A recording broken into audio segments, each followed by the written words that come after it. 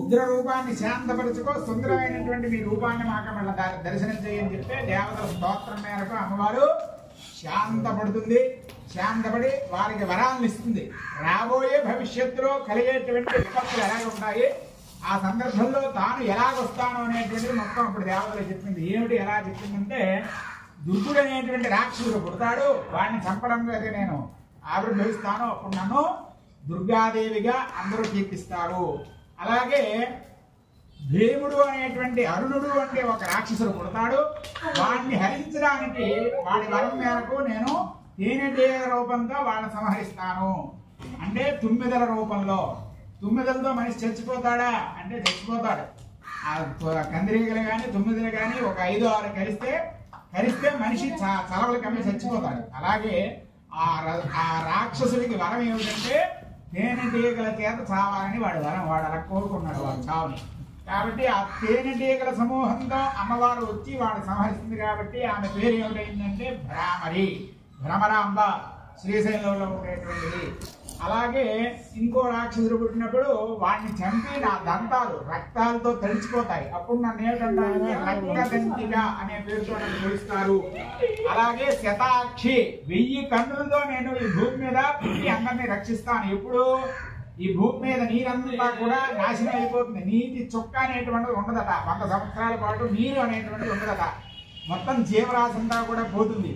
అప్పుడు ఋషులు చేసినటువంటి స్తోత్రం మేరకు నేను భూమి మీద పచ్చగా పరుచుకుంటాను, నా 1000 కన్నులతో అందరినీ చూస్తాను. అప్పుడు శతాక్షి అని, అలాగే శాకంబరి అని అమ్మవారికి కూరగాయలతో మనం అలంకరిస్తాం.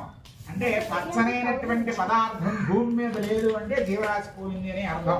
100 సంవత్సరాలు నీరు లేనప్పుడు ఆ పచ్చనైనటువంటి పదార్థం అనేటువంటిది ఉండదు. కాబట్టి అప్పుడు శాకంబరిగా నేను ఉద్భవిస్తాను, శాకంబరిగా కీర్తింపబడతాను అని ఎన్నో వరాలు ఇచ్చింది. ఈ యొక్క చండీ హోమనామాన్ని ఎప్పుడు చెయ్యాలి అంటే, పరస్పరం వైరం కలిగినటువంటి సంఘాల వేదే చంద్రుణ మైత్రే కరణముత్తమం. 2 వ్యక్తుల ముందు మధ్య శత్రుత్వం వచ్చినప్పుడు ఈ హోమం చేస్తే వాళ్ళ మైత్రీ భావంతో ఉంటారట. అలాగే బాలగ్రహాభిభూతానాం బాలానాం శాంతికారకం. బాలగ్రహాలు చిన్నపిల్లలకు వచ్చేటువంటి స్థితిలో ఏవైనా బాలగారిష్టులు వస్తే ఈ హోమం చేస్తే ఆ బాలారిష్టులు పోతాయట. దుస్సప్రంచరుభిర్దృష్టం సుస్వప్నముపజాయతే.